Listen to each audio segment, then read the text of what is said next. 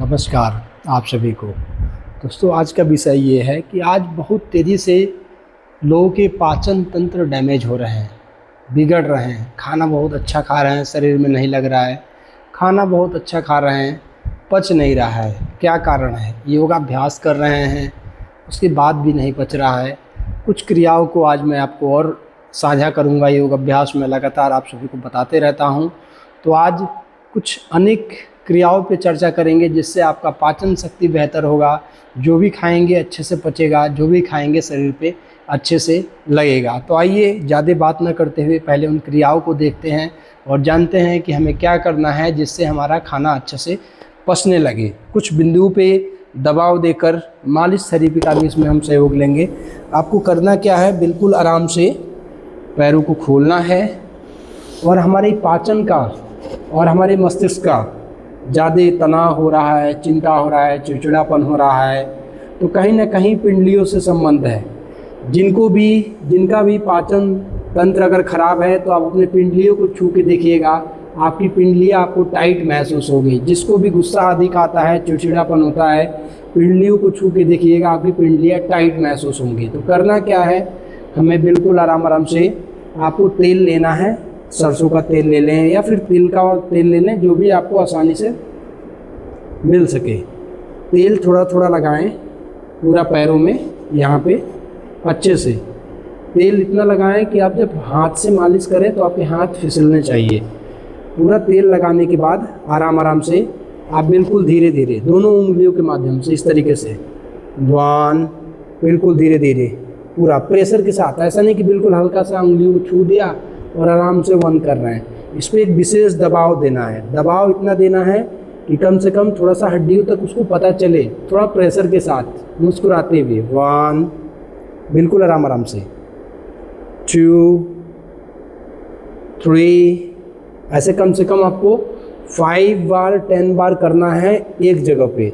और फिर बिल्कुल आराम आराम से आगे की तरफ 1, 2, ऐसे इधर 1, 2, 3, 4, आपको दिखाने के लिए थोड़ा सा घूम जा रहा हूँ, 5, 6, 7, 8, 9, 10। पहले हमने दोनों उंगलियों से देना है, उसके बाद अंगूठे की मदद से इस तरीके से 1, 2, 3, ऐसे कम से कम 5 बार। और फिर जगह को चेंज करके 1, 2, 3, 4, 5, ऐसे ही चारों तरफ 5-5 बार आपको प्रेशर देते हुए इस तरीके से अंगूठे की मदद से 5-5 बार करना है। ये रहा, ऑयल लगा के अभ्यास आपको करना है। दूसरा तरीका देखें, इसमें आपको ऑयल नहीं लगाना है, ठीक है। इसको आप अंगूठे की मदद से भी कर सकते हैं इस तरीके से, या फिर आप पंजों की मदद से भी कर सकते हैं। पंजों की मदद से करेंगे तो यह है कि थोड़ा अच्छे ढंग से होगा, बेहतर ढंग से होगा। करना क्या है, आपको ठीक इस प्रकार से पकड़ना है, यानी आपका अंगूठा ऊपर के साइड और उंगलियां नीचे के साइड। अब देखें, उंगलियां जो हैं आपकी इस प्रकार से उंगलियों से दबाना है। जब दबाएंगे ऐसे तो देखेंगे कि एक विशेष इस पर प्रेशर महसूस होगा। सारी उंगलियों से आप यहाँ पे दबाएं और दबाने के बाद 1, 2, 3, 4, 5, 6, 7, 8, 9, 10 सेकेंड होल्ड करें। फिर थोड़ा सा नीचे जाएं, हल्का सा नीचे जाएं और यहाँ पे 1, 2, 3, 4, 5, 6, 7, 8, 9, 10। फिर थोड़ा सा और नीचे जाएं, बिल्कुल आराम आराम से धीरे धीरे। यहाँ पे भी 1, 2, 3, 4, 5, 6, 7, 8, 9, 10। साथ में आप करते भी रहें तो देखेंगे कि आपको अच्छा लाभ प्राप्त होगा। बिल्कुल आराम आराम से थोड़ा और नीचे जाएं और यहाँ पे भी 1, 2, 3, ऐसे आप 10 सेकेंड काउंट करें और दोनों ही पैरों में करें। ऐसा नहीं कि आपने इस पैर में कर लिया और इसमें नहीं किया, दोनों पैरों में आपको करना है। इससे आपका पेट बिल्कुल अच्छे से साफ होगा। आपके पेट में जो गैस, कब्ज, ब्लॉटिंग, चिड़चिड़ापन, तनाव, अवसाद सारे दूर होंगे। आपने देखा होगा कि जब हमारे पैरों में कोई थोड़ा सा मालिश कर देता है, रात में हम घर पे आए, कोई पैरों में थोड़ा सा मालिश कर दे, या आपको रात में बहुत ज़्यादा जब आप थके हों तो देखिएगा आपकी पिंडलियाँ ही दर्द करती हैं, इसी में खिंचाव तनाव दर्द महसूस होता है। और कोई थोड़ा सा पिंडलियों में मालिश कर दे, देखिए आपका जो पूरा थकान है तुरंत दूर होता हुआ दिखाई देता है। तो पिंडलियों से आप पता लगा सकते हैं कि आपको समस्या आ रही है। अगर आपको आज समस्या नहीं है, कब्ज नहीं है, गैस नहीं है, चिड़चिड़ापन नहीं हो रहा है, मानसिक तनाव नहीं हो रहा है, तो पिंडलियों को चेक करें। देखिए आपकी पिंडलियाँ नरम होंगी। अगर टाइट हो रहा है तो समझिए कि आने वाले समय में आपको ये समस्या हो सकती है। जिनको भी गैस कब्ज बहुत अधिक रहता है, पिंडलियों को ऐसे दबा के देखिएगा, पिंडलियाँ आपकी टाइट होंगी। जिनका भी पेट फूला रहता है, पिंडलियाँ टाइट होंगी। तो इस तरीके से मैंने आपको दो तरीका बताया, एक ऑयल वाला और एक बिना ऑयल का। उंगलियों की मदद से आपको दबाते हुए नीचे जाना है और दबाते हुए ऊपर आना है, बिल्कुल आराम आराम से। अब जानते हैं कि हमारी पाचन शक्ति खराब क्यों होती है, इसका खराब होने का कारण क्या है। थोड़ा सा हम इस पे चर्चा करेंगे। दोस्तों, पाचन शक्ति खराब होने का कारण है हमारी लाइफ स्टाइल, हमारा खान पान। हमेशा हमें इस चीज़ का ध्यान रखना है कि आप कभी भी खाना उसी वक्त खाएं जब आपको कड़ी भूख लगे। कड़ी भूख लगे तभी आपको खाना खाना है। ऐसा नहीं कि आपको भूख नहीं लगा है और आप जो भी मिले वो खा लें।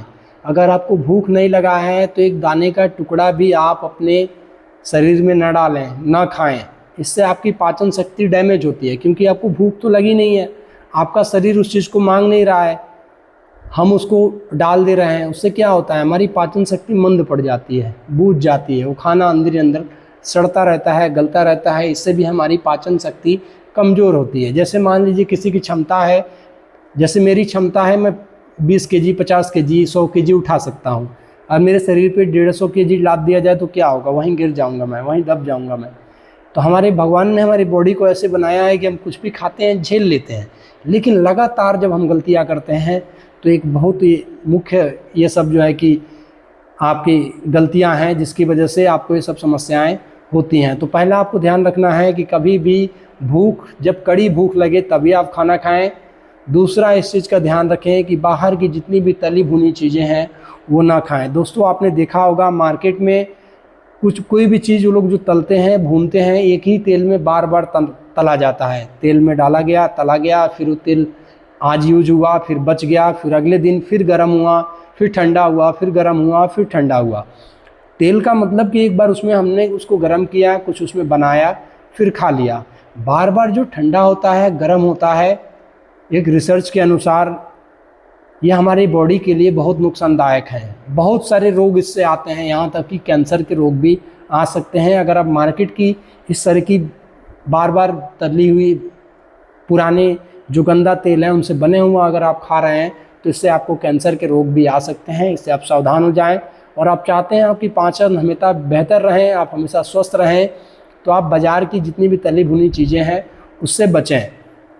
अगला इस चीज़ का ध्यान दें, आप सभी आपने देखा होगा कि ऐसे तो आपको प्यास नहीं लगती है, लेकिन जब आप खाना खाते हैं तो तुरंत आपको हिचकी आने लगती है, प्यास लग जाता है। तो इसका कारण ये है कि आप खाना खाने से 30 मिनट पहले, 40 मिनट पहले पानी नहीं पीते हैं। खाना खाने के 30 से 40 मिनट पहले पानी पिएं और उसके 30 से 40 मिनट बाद खाना खाएं। खाना खाएं बिल्कुल आराम आराम से, चबा चबा के खाएं। कुछ लोग जल्दी जल्दी खाना खाते हैं, इसकी वजह से हिचकी आती हैं, और कुछ लोग पानी नहीं पीते हैं, इसकी वजह से हिचकी आती हैं।